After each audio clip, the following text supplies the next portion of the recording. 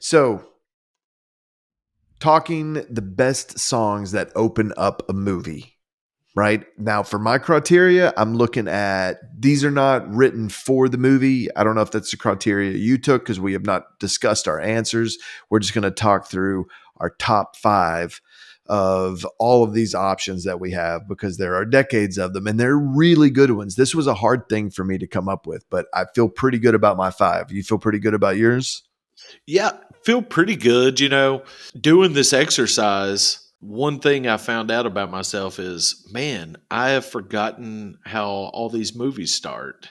So I was having to go back and try to do some research to come up with my top five, but I think I've definitely got five solid ones. Do you know yours? Like, here's my number five, here's my number one. Yes. We're going to start with number five and work our way down to number one. We can just go back and forth. And if we have some overlap, which I think we will, and I have a couple guesses of what they would be, I'm just not going to say what they are. I'll just yell really loudly if that's the case. So, starting off with number five, what do you have on your list?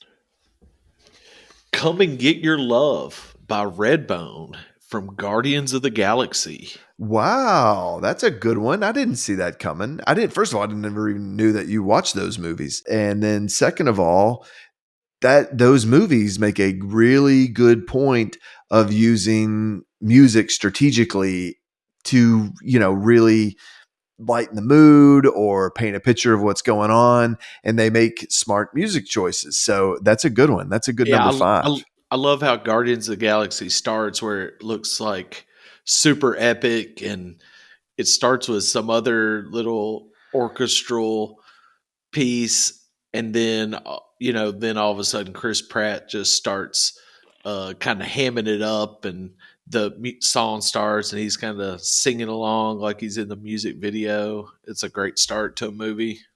It's a really good device where Chris Pratt, his character Star Lord, is the whole like so much of his identity is tied into this playlist that his mom made for him. That she made a mixtape in the first one. I can't remember how they execute playlists, and I think maybe at the end of the first one, maybe she leaves him more or something. I don't know, but he has like this bank of songs that he goes back to, and it's a cool soundtrack because they basically just pull from that playlist. Anything else No, on what's your number okay. five? Number five, Staying Alive from Saturday Night Fever. The Bee Gees. This is from 1977, director John Badham. This is a great opening sequence because you have John Travolta just strutting, right? Prime John Travolta. It's like nobody knows who he is yet, really. Other than, well, that's not true. He's had Welcome Back, Kotter, so everyone in the planet knows who he is. But here he is in Saturday Night Fever, strutting down the street. He goes and gets two slices of pizza, stacks them on top of each other, folds them, and just eats them. And he's carrying this paint can. And it's just that Bee Gees song. First of all, just a great song. And then this whole movie that is colored with Bee Gees songs. It's one of the more memorable openings. And now my daughter, for whatever reason, she loves music clips from Saturday Night Fever. There's like some scenes where John Travolta's really getting after it on the dance floor, and the dance floor is all colorful, and he's going to town. I don't know if you've seen any of those clips, but man, Travolta's really impressive to watch in those clips, and she loves it. She's like hypnotized by it. Here's my only guess that I'm going to say. We might come back to a movie with John Travolta. That's all I'm going to say. Okay, what's your number four? Number four, Across 110th Street by Bobby Womack from Jackie Brown. Jackie Brown. What I a thought cool about this one. song. What a cool song. Dude, Yeah. As I thought about my list and started just racking my brain of like, okay, what movies can I think of that start with a cool song? It was like Tarantino film, Tarantino film, Tarantino film. I feel right. like you could have made just a top five songs that start Tarantino films. But yeah, Jackie Brown, such a cool movie. And the start of this, it almost seems like an ode to The Graduate, which also starts with an amazing song where Dustin Hoffman's just looks like he might be on a moving sidewalk through a airport, and then that's how Jackie Brown starts to this super cool song that just sets up the tone of the soundtrack of just like groovy 70s songs in this movie. Okay, number 4 for me, The Sound of Silence, Simon and Garfunkel for The Graduate. That's Uh, awesome. 1967, Mike Nichols director. I love this one too, and it's so funny for me because when I was doing the list, I had the same thought. I thought, okay, I could just do four out of these five could just be Tarantino movies. And I'm sure you could probably start to piece together because immediately you're flooded with all those amazing openings. I tried to limit myself to one, and I did not pick Jackie Brown, or else I would have considered it. However, I do love the soundtrack in The Graduate. It's mostly just Simon and Garfunkel has some of their best songs on that one. I love that movie. It's so weird and quirky, and it's came out in 1967. And if it came out, 2 years ago on A24, I would be like, oh yeah, this is the best movie of the year.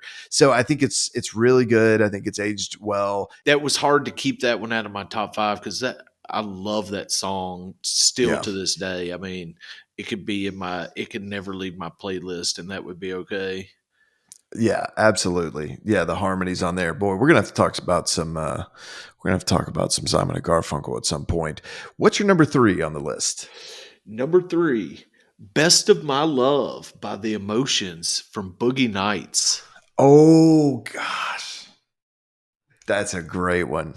That's a great one. I And that just soundtrack, you had that soundtrack and man, it was awesome. Everything in that movie, the choices that Paul Thomas Anderson makes, it's so good. I, And I feel that's like with the my sign, right? Like yeah, the I big feel like sign. my Yeah. whole list kind of has this 70s theme. And this is, I just love this opening scene because it's like, yeah, you see the front of the nightclub and then you make your way into the nightclub and you're almost like learning these characters with this awesome 70s song in the background that everybody's heard, their whole childhood and growing up. So yes, it's a super cool opening sequence to a movie and a really good, cool song. There's really interesting stuff out there too, where they talk about that dolly shot because that shot of them going in the club is all one shot, and they had to choreograph it and work it out ahead of time. Really well done. That's a great choice. I love that one. I'm thinking, man, that could have cracked my top 5 too. My number 3 is Miserlou. Dick Dale on the Yes. Pulp Fiction soundtrack, 1994, Quentin Tarantino. It's like, and the funny thing is when I'm thinking about these songs, a lot of times things are like in Boogie Nights, like things are happening. Really, the only thing that's happening during Miserlou, you have that whole sort of build up with Tim Roth, and they're in the diner, and that's a really great scene. But the way that it ends with them starting the robbery, and then it kicks right into it, but it's really just credits. Like the whole Dick Dale Miserlou thing. I love Dick Dale, by the way, just great guitarist, and really had some interesting work, not just in this period but beyond. It gets me excited. You can't stop listening to it. He does that brilliant thing where then he goes into Juggle Boogie. From there, it's like someone changing the radio. Yeah, I love that choice. Okay, All number right, two. number I've 2. got number two. I think you're gonna like this one. Lust for Life by Iggy Pop on Train Spotting. The movie starts with this song and it's just tons of energy and the scene matches the song where they're obviously just stole something and they're fleeing and just sets the tone for what you're about to embark when you watch this film. Choose life, choose a job, choose a career. There's that whole monologue over Lust for Life. The energy of this, you're right. Like this is electric. This is the most electric, and we're not done talking about this one. I'll just tell you that this is one of the ones I knew was going to be an overlap between the two of us. My number 2 is, I don't know if you've ever seen a movie called Baby Driver, but my number 2 is called Bell Bottoms. The song is done by John Spencer Blues Explosion, and it's at the very beginning of a movie called Baby Driver, a 2017 movie that is sort of a heist type movie with a lot of really amazing action and car chase scenes filmed in Atlanta. The whole plot of the movie is that there's this kid who's a great driver, and that people obviously value his services, but he has this condition, like basically he has tinnitus in his ears, and through that, he can only be relieved of that if he's listening to music. So in the movie, he's constantly listening to the music. Everything in the movie is synchronized to the music. If you've ever seen any Edgar Wright movies like Shaun of the Dead or Hot Fuzz or The World's End or Scott Pilgrim, he's one of my favorites. Really great comedic director, really great action director, and he does this really masterful way of weave and great taste in music. So he weaves this music throughout his movies. Bell Bottoms is done with just the main character of the movie, Baby, the driver, and he's just rocking out. He's sitting there.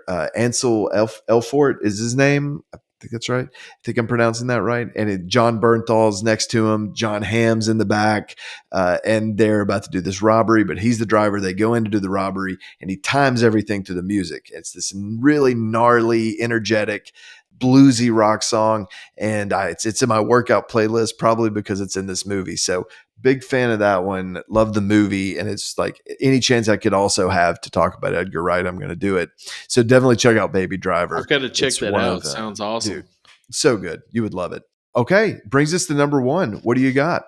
Okay, without any further ado, my number one, Miserlou by Dig Dale, Pulp Fiction. First of all, Pulp Fiction may be my favorite film of all time, but that scene of the robbery where Tim Ross' girlfriend, I can't think of the actress's name right Amanda off. Plummer.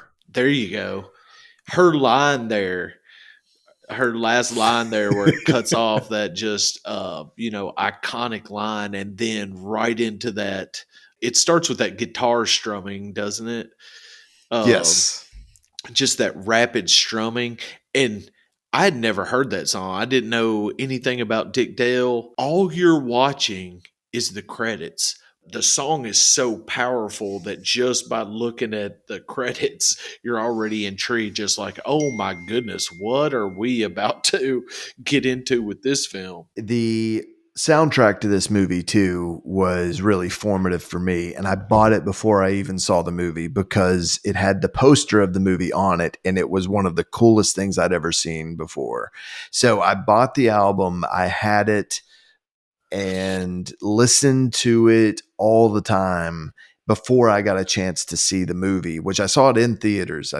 My mom miraculously took me, and it was like just blew my mind, changed the way that I saw movies, changed the way that I understood good guys versus bad guys in movies. That was a big thing that Pulp Fiction kind of opened it up. The whole time jumping thing, the novel with the different chapters aspect of it was really something that I'd never seen before. So big fan of Miserlou. Love it. My number one, no big surprise here. Lust for Life, Iggy Pop. We're dancing around the same ones, and it's hard not to love the way that Danny Boyle uses music in movies, the way that he uses that throughout Trainspotting, the Trainspotting soundtrack, even more so than Pulp Fiction. The Trainspotting soundtrack was very formative for me in helping me discover new types of music, being open to them over time, songs that I didn't like on the soundtrack and types of music that were on the soundtrack that didn't appeal to me.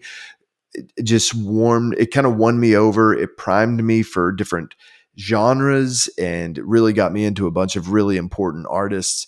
But Iggy Pop, man, the way that thing starts with the bass and those drums, and you just see a foot just starting to run on the pavement. And man, Train Spotting is a whole thing that we could get into, just like Pulp Fiction, one of my favorite movies of all time. Definitely my favorite soundtrack of all time. I was thinking of how many movies that I watch, and a lot of it is the theater experience. I feel like where you have the big sound in the theater, and I love when a movie starts where you get a little quick action or something big happens and then it just stops and then some awesome song comes on that matches the intensity of the scene you saw. I also like how Train Spotting starts, where it's just boom, what you see on the screen starts with the downbeat of the song. So I think Yeah. both ways are fun and make a huge impact. But like you said, it's easy to see how filmmakers since the beginning of film have just used music to get across their point. I love when filmmakers use great songs that were songs on their own before the movie was written, and the filmmaker just chose the song because he thought it matched what he was trying to accomplish. So yeah, this has been fun. For me, many of my favorite filmmakers are the ones who also seem to be like part-time music nerds when they're not making movies. And when we think about a lot of the ones that we like so much, and we've talked about them some here today, which is Quentin Tarantino, Edgar Wright, Paul Thomas Anderson, they also just have a really good ear for music. And I always assume, I think it's definitely the case with Tarantino, where he's like, this is in my head when I'm working on the scene. Or if nothing else, he just has a large bank of songs in his memory to pull from. And they're all songs that sometimes they're very familiar songs. Like Paul Thomas Anderson can find ways to use songs, especially in Boogie Nights, that are songs that we've all heard for a million years. But you take Jesse's Girl in that scene with Alfred Molina where the firecrackers are going off, the most intense.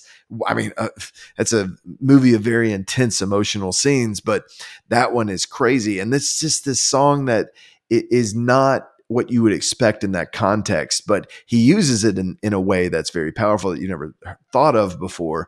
And so, yeah, my favorites are the ones who take this stuff seriously. They probably had something in mind when they wrote it, and that's why it works so well with the scene. So, yeah, this has been a lot of fun. We need to do more movie adjacent conversations because I know we both love movies too. So this gives us a chance to sort of do the both and do both of them and geek out on it.